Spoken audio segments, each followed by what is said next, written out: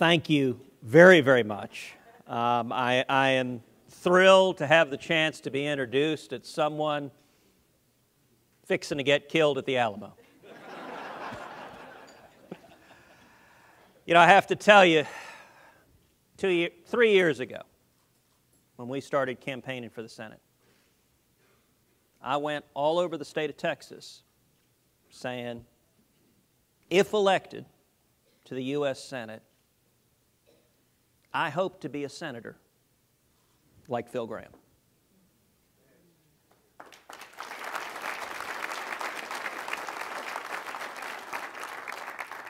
All over this state, that was something I said over and over and over again. So everything I've done wrong this past year, you can blame on Phil. And, you know, he mentioned that fight in 1993 over Hillary Care. You know, I remember when Hillary Care was first proposed. You had Democrats who were feeling ascendant. They just won a big election. They were convinced they were going to pass this thing.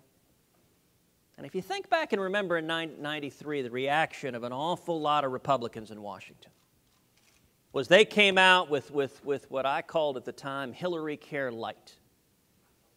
They said, we'll partially socialize health care. That's our proud Republican position. I remember I was in law school at the time. I just about put my boot through the television set. I was so ticked off. I said, all right, to heck with all of you guys. None of you believe anything. I'm going to go move to an island and fish the rest of my life. And then the great senator from Texas, Phil Gramm, strode out to the microphones.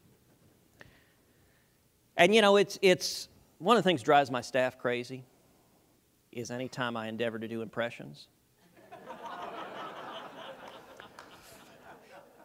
Now, good impressions are pretty good, but actually bad impressions are better. But in 1993, my senator, Phil Gramm, stood up there and said, "This'll pass over my cold, dead political body." And then I'm pretty sure he started to read Green Eggs and Ham.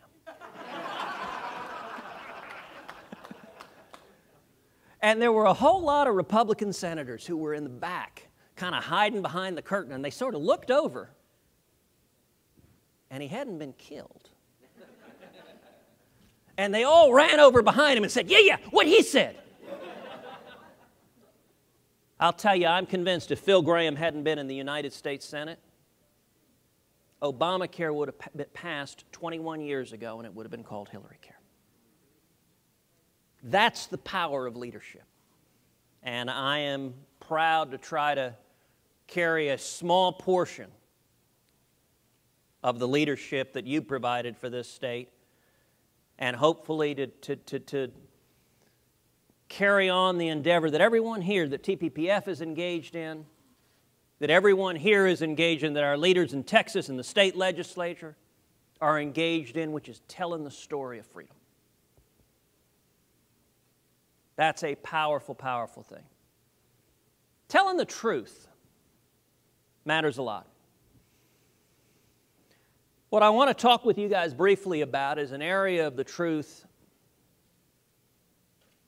that the news media doesn't talk about a whole lot. I know that's really hard to believe.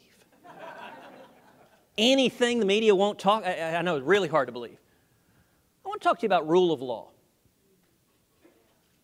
You know, one of the great things about TPPF is it focuses on first principles. It focuses on the principles that matter, that have made this country free and great, and it created an environment where anyone can start with nothing and achieve the American dream. But if you look at most of the history of mankind, rule of law has been honored in the breach, if at all.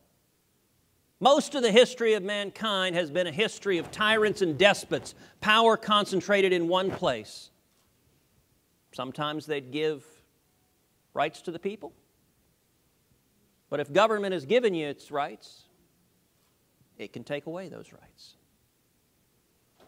And the framers of our Constitution created a political miracle in this country. when they divided power among the branches of government between the federal government and the state government, and they enshrined rule of law in our governing documents and in our history and culture. There are many, many disturbing things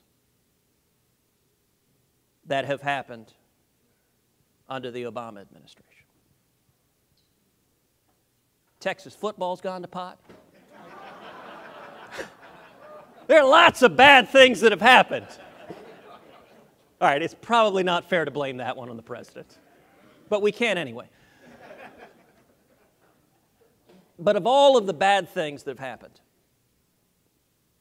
I think one of the most dangerous is the consistent pattern of lawlessness from this president and this administration.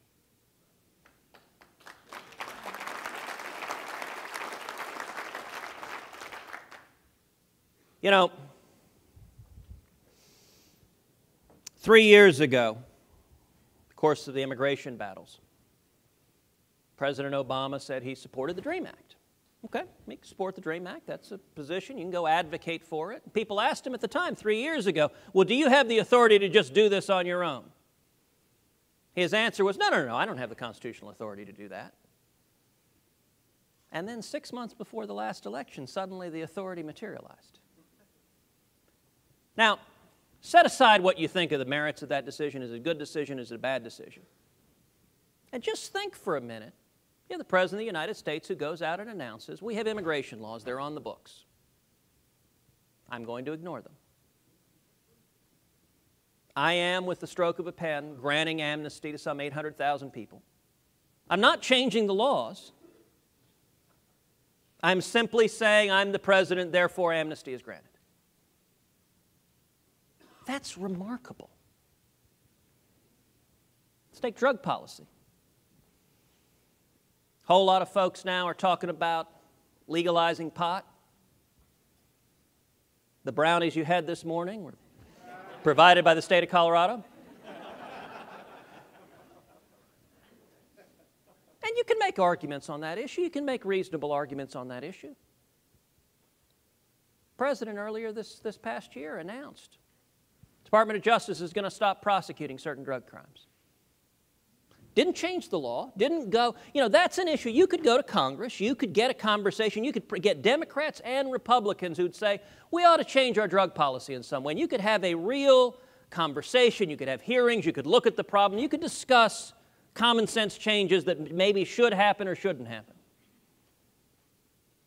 This president didn't do that. He just said, the laws say one thing. And mind you, these are criminal laws. These are laws that say if you do X, Y, and Z, you will go to prison.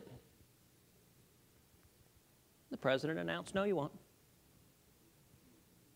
Those words on that law book thing on your shelf, pay no attention to those. And let's take Obamacare. Please, take Obamacare.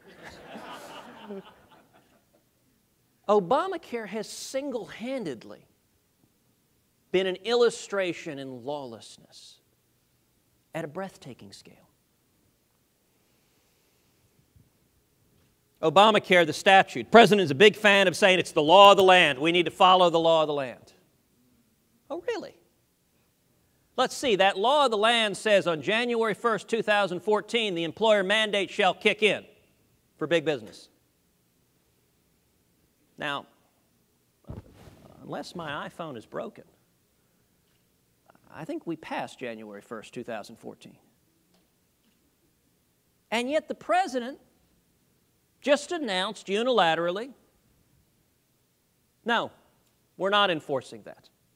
I'm granting an exemption to all of big business. And by the way, was this done through a big formal announcement, through an address to the American people? There's a problem in this law, we're going to have to change it. No, it was done through a blog posting by a mid-level bureaucrat at the Department of Treasury on July 3rd, right before the 4th of July break. Just said, by the way, this portion of the law is no longer operative. Now, 225 years of our nation's history, it used to be if you want to change a law, you go to Congress and say, okay, hey, this law isn't working, let's change it. Apparently, all of that was a mistake.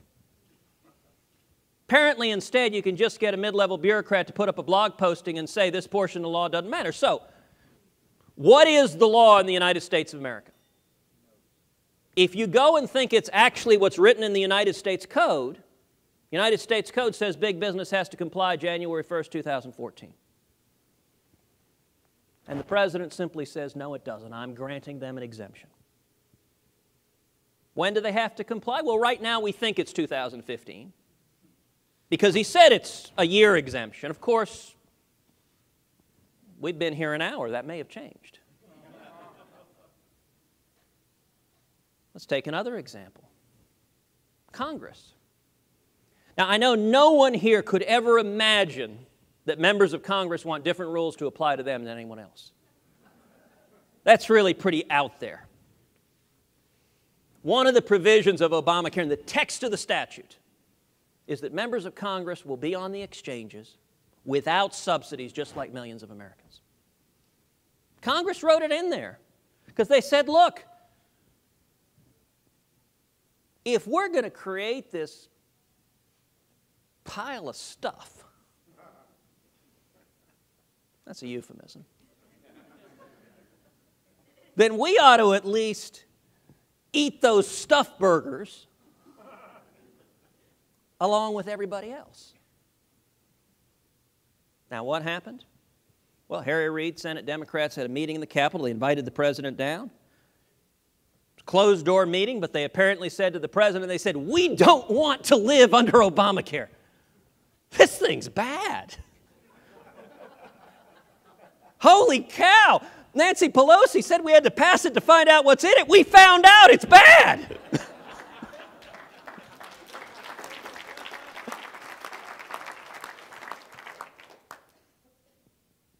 And so the President said, don't worry, I got your back. And he legally granted an exemption for every member of Congress. Just had put out a statement, said, oh, no, that little provision that says you got to be on the exchanges without subsidies, that, by the way, you and your staff are freaking out about. Few things are funnier than watching Democratic congressional staff members who wrote this nonsense in utter abject panic. What do you mean? I'm going to be thrown on these exchanges and not have what if I can't see my own doctor? Those are real. I'm not making those up. And you're just like, oh, really? Is that a slight inconvenience to you? Or you take the most spectacular of the consequences of Obamacare that have happened so far. And it's not, contrary to the media depiction, the abysmal website. Although that was a rather amazing display of incompetence. Over 5 million Americans have lost their health insurance because of Obamacare. You know, one of the things I try to remember every day is I've got 26 million bosses. I work for each of you. I try to come back to this state every weekend if possible, travel the state. Everywhere you go, you hear from men and women in the state who say, I've lost my health insurance. I've got a child with diabetes. I'm scared. People are hurting because of this. Now, we all know the President promised, if you like your health care plan, you can keep it. Question mark? Period. Now, the New York Times said he, quote, misspoke.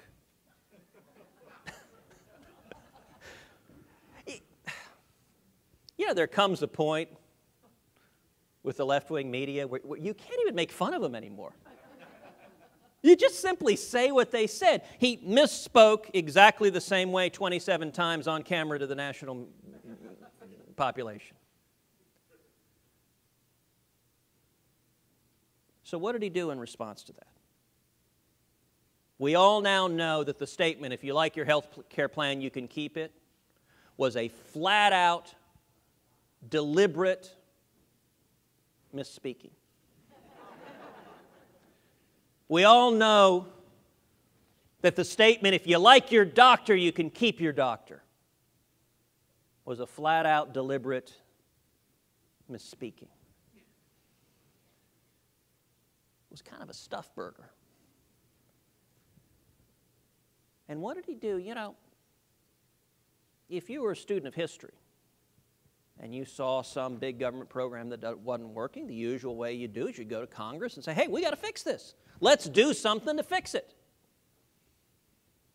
You know, if there were, one of my colleagues observed to me about a year ago that she was not a sixth grader.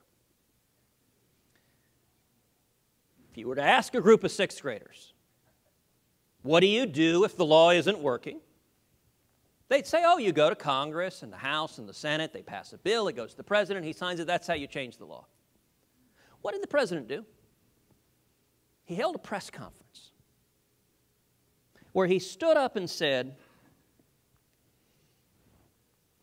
and let me just, I'm going to take a quick digression. Why did 5+ million people lose their health insurance? Because Obamacare made their health insurance illegal. That wasn't an unintended side effect. The text of the law says, that policy you think you like, we don't like it, it's illegal.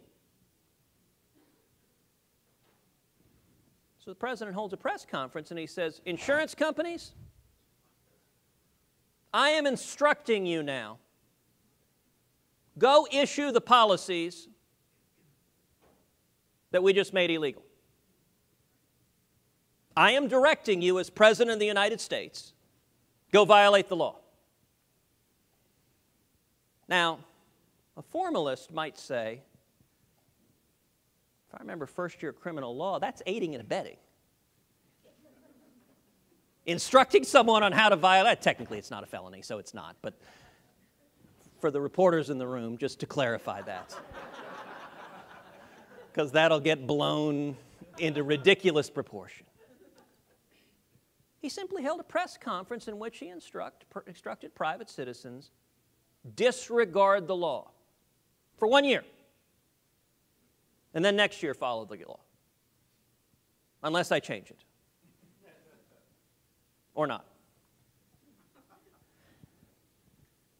And amazingly, at the same time, Congress was trying to pass legislation to address the fact that 5 million plus people lost their health insurance.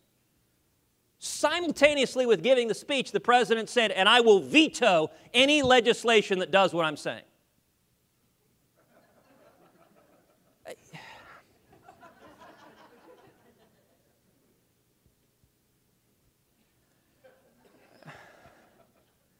Look, there is a level at which all of this is ludicrous, but there's another level at which all of this is incredibly dangerous and terrifying.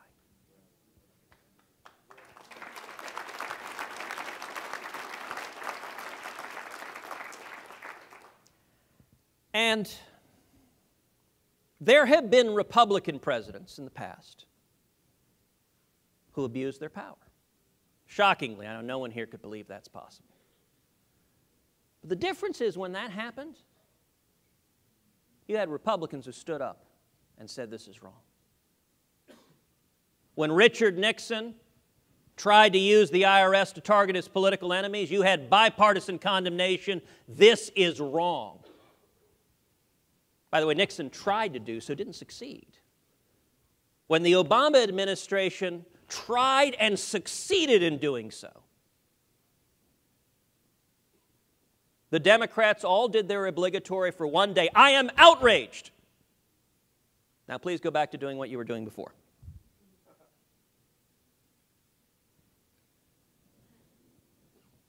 Whether or not you agree with the substantive policy decision, whether it's on immigration, whether it's on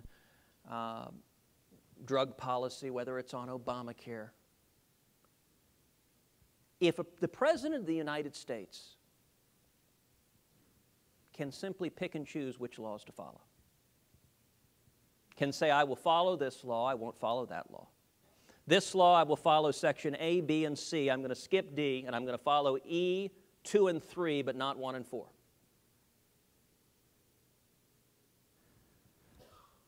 we know what that looks like.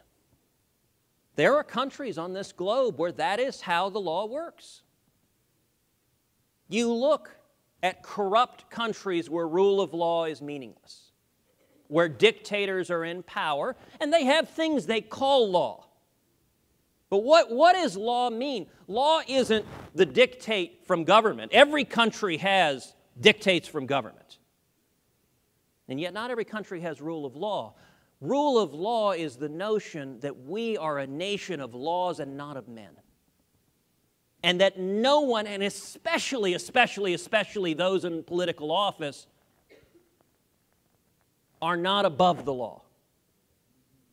If we have a system where the president can pick and choose what laws to follow, at utter whim and discretion, then the whole rest of our constitutional structure becomes superfluous. That's dangerous. That is seriously dangerous. Many of y'all remember a few years ago when George W. Bush was president. Many of y'all remember the case Medellin versus Texas, where in that case, President Bush, unfortunately a good man, made a mistake and signed an order that tried to order the state courts to obey the world court. It was wrong. It was unconstitutional. And I'll tell you, I'm proud of the state of Texas. That Texas stood up to the president, who was a Republican, who was the former governor of our state, went before the U.S. Supreme Court and said, no president can give away U.S. sovereignty. No president can undermine the rule of law in this country. And the Supreme Court, by a vote of 6-3, struck down the president's order and upheld U.S. sovereignty and rule of law. Let me ask y'all a question. Where are the Democrats? Where are the... Is there no Democrat in Washington who actually believes in rule of law? I got to tell you, if it were a Republican president, if it were President Phil Gramm, or even better, President Wendy Graham,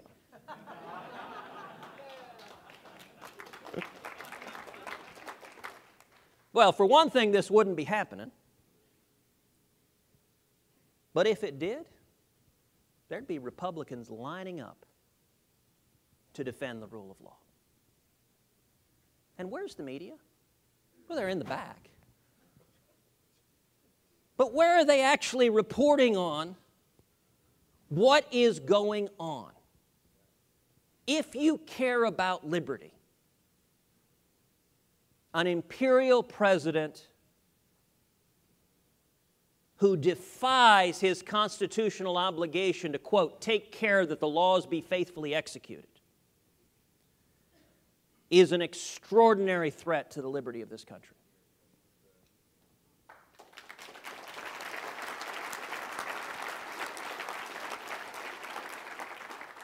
And I'm going to close by speaking to liberals and Democrats. This may not be the best place to do that. I mean, it is the People's Republic of Travis County.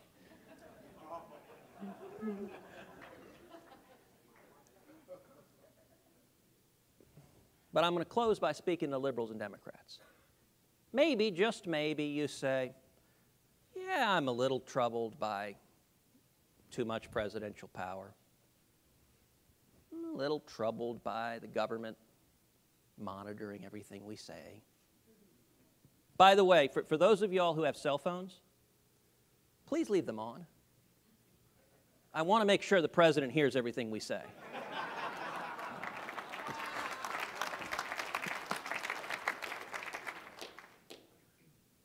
If you're a liberal, if you're a Democrat, if you're a reporter for the New York Times, maybe you're saying, look, he's my guy, I root for my guy. I don't like a few of the things he's doing, but he's basically a good guy, so it's okay. You know, I'm reminded of, going back to Medellin, when the president signed that order telling the state courts to obey the world court. I got a call from the U.S. Solicitor General, a good friend of mine, Paul Clement, a very, very good man. who called me and he said, "Ted, are you sitting down?" That's not a good way to begin a conversation. So he described to me what the president had just done. And he said, "But hey, the good news is, the president keeps his finger on the trigger. He decides when to use this new power to set aside state laws. And so you should be very comforted by that." And my response, I said, "Well, Paul, A, that's not much comfort given how it's trying to be used right here and now. But B, Paul, there came a Pharaoh who knew not Joseph and his children. This president, even if he's my guy, ain't going to be there forever. And if this president has that power, so does the next one and the next one and the next one." And my message to all the Democrats, to all the liberals,